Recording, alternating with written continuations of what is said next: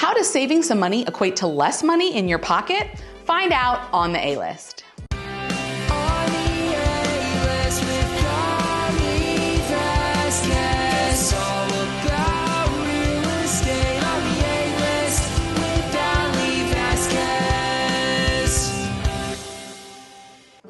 Okay guys, that's it. I'm tired of either not having this conversation or having people ask me in a scandalous way behind closed doors. Let's talk about money, specifically realtor commissions.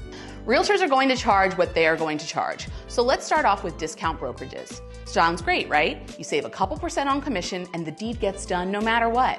But how many times have you driven past a home with a discount brokerage sign in the front yard that just seems to sit and sit and sit, even in this market, for months?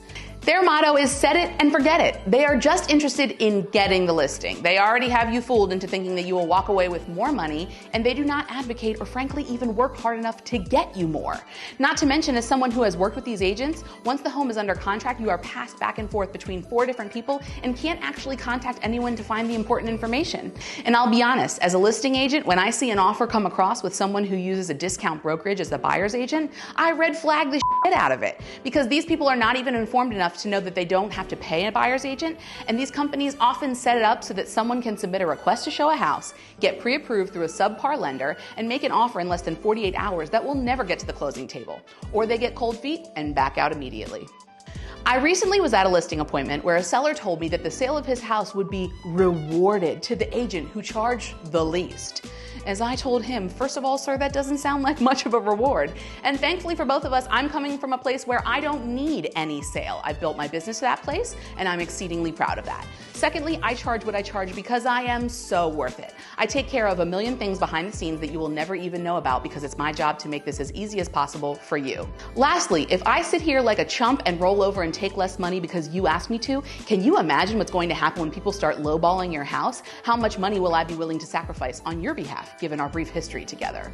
Another example I hear often, I'm going to sell with my cousin or my friend because they're new to the business or they're part-time and don't have a lot of clients and need the money.